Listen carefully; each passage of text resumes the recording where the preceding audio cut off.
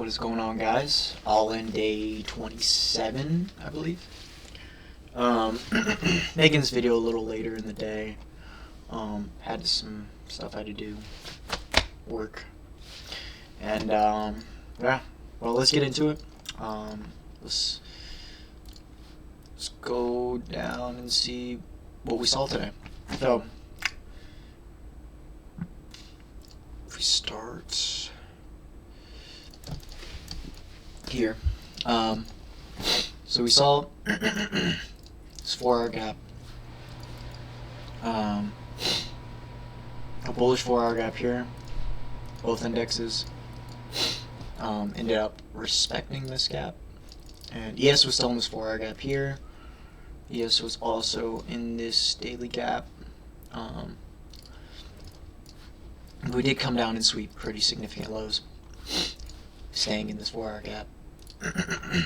So we saw ES market open take out these lows, these lows, these lows, all the way down here. Pretty much just these lows. These are pretty significant. Staying within this range, and then NQ didn't sweep these lows down here. So made a bullish SMT off rip, and we can see came down, pretty much shot up, and I saw this entry here, but as you can see, the stops is low-key wicked. If anything, I wanted to target, yeah, this London high, and then up here, which is way out of reach, but those are pretty much my targets for the day. We had a lot of stacked liquidity up here on NQ, but I was taking the trade on NQ because the SMT was, NQ was leading the SMT. So I saw this entry here. I did not enter, even though this was almost exactly the same.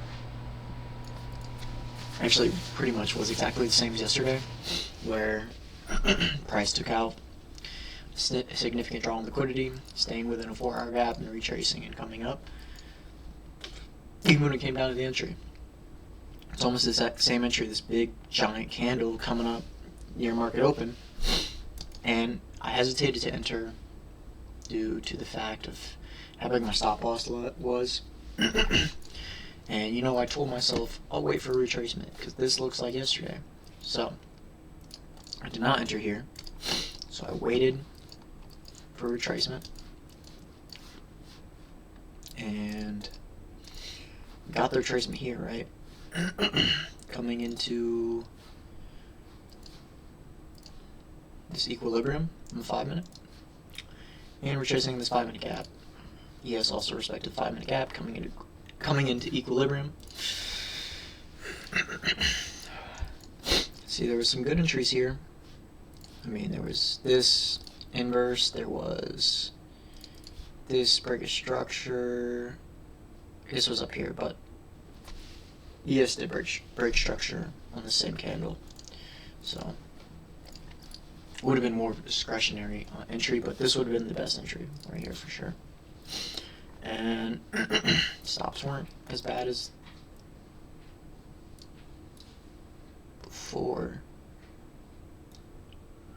but still didn't enter because at this point, after I'd missed this move, I was pretty much just clocked out, and I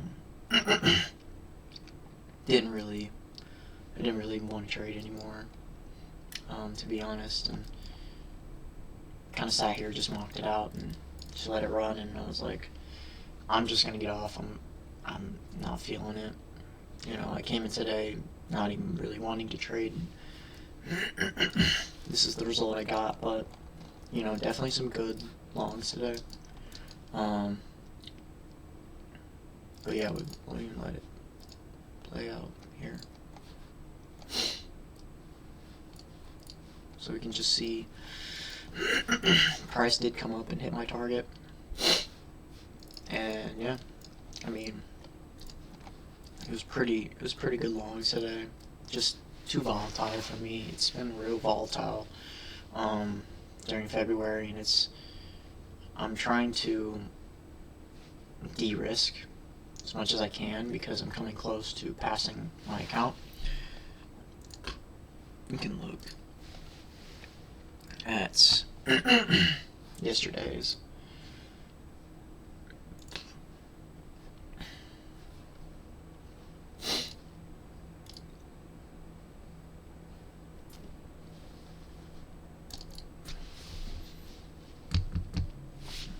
So, like I said, I'm pretty close to passing my account. This was yesterday's trade, and it's been a slow roll for sure. I think this account. So yeah, it's less than a month. It's coming up on a month to pass this account. Well, we've been pretty steady to pass this, and I've been just trying to trade with less contracts, and I'm having to trade with less and less and less contracts because price is so volatile. Like, you know, every day is like freaking 100-point move more. Like, this is 200 points. This open, and then to where I wanted my target to go was even more, almost 400 points. Like, you know, yeah, I could have traded, I could have taken the trade, but the risk was simply just not suitable for me. It was not giving me good conviction, good confidence, just making me feel very emotional, so I decided just not to trade. And sometimes that's the best thing to do, because if you're not comfortable with a certain amount of risk that you're putting on the table or confident in your trade, then you shouldn't be taking the trade. Otherwise, you're going to make irrational and emotional decisions that are going to ultimately affect you in the long run. So, like, if I took this trade down here, you know, sure, price would have ran up pretty swiftly. But if I took the trade here, and I wasn't confident, I didn't like how much risk was putting on the table. The risk wasn't bad, I'll say that, but my confidence in this trade lacked very well, and just seeing that chopped like this on the 5-minute, like chopped up a little bit, I would have probably been very emotional. Probably would have moved break even prematurely, like probably at this 5-minute equilibrium, or when it tapped into this gap. Pull me over here. So like if price tapped into this equilibrium down here on, yeah,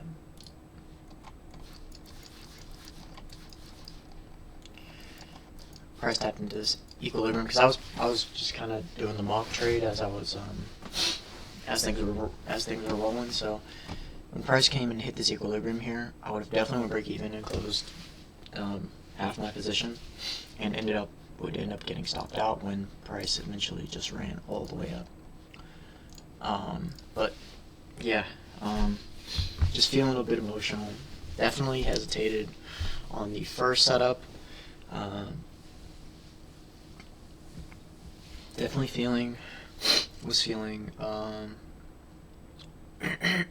like fearful of losing money. That's why I hesitated, and kind of thought back to how far I've came on this account, and I don't want to lose any of it. And that's what really kind of set me back from entering. That's a dangerous mindset to put yourself in, to start thinking about money and not really focusing on like my habits, and focusing on, you know, building my habits and executing on my habits. Instead, I'm sitting here thinking about how much money I'm going to make, how much money I'm going to lose, and that's just it's not the right mindset. So it's probably better that I did stay out today, even though it was a pretty good trade, just like yesterday's. I mean, you can if y'all didn't watch the video yesterday, you can just see it's literally the same trade, just opposite way.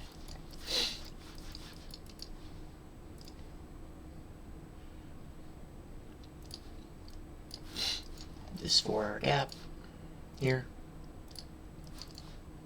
staying within it, and pretty much, look, market open, came up, swept London high, and then dumps. Alright.